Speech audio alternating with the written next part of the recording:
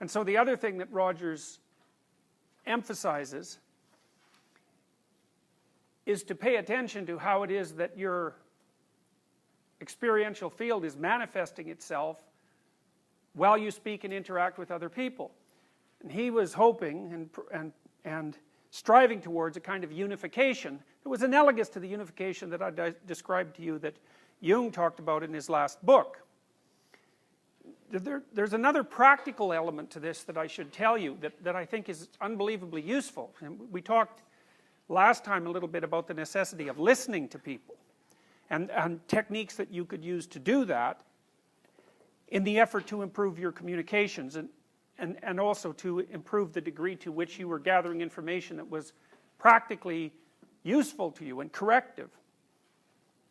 But with the Rogerian techniques, to some degree, you can do the same thing with regards to the relationship between your intellectual rationality, which is sort of your knowledge as represented at the highest level of verbal abstraction, and the platform on which that knowledge is hypothetically implemented. So you can imagine in the Piagetian mode of development, you start to learn how to move, and then those movements are chained in ever more complex sequences, and those sequences start to become representable abstractly, so that you can describe yourself, for example, as a good person, and hypothetically, as you decompose the idea of good person down towards specific actions, that whole hierarchy is internally consistent in that you're a good person in your self-representation, but you also enact all the things that a good person would enact.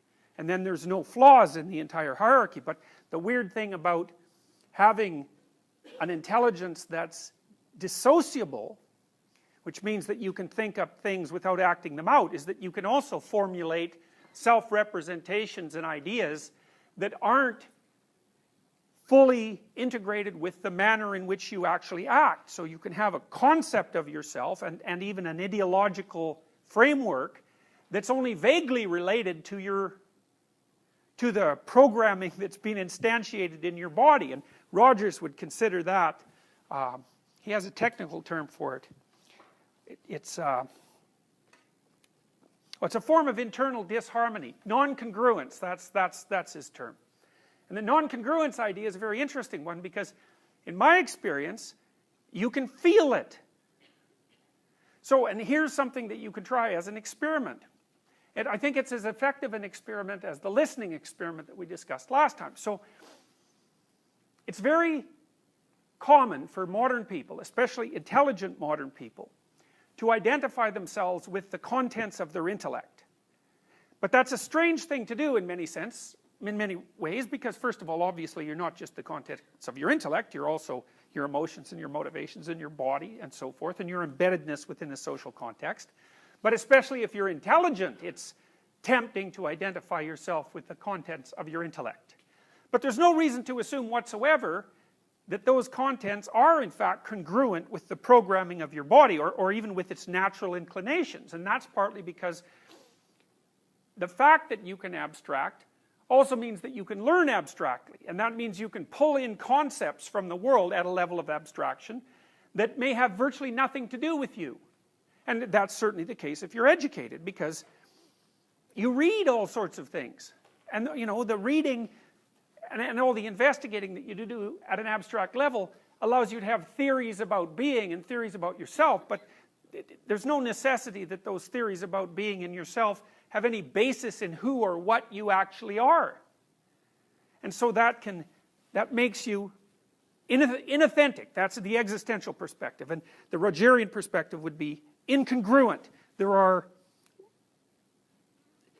not a singular entity at all the multiple levels at which you exist.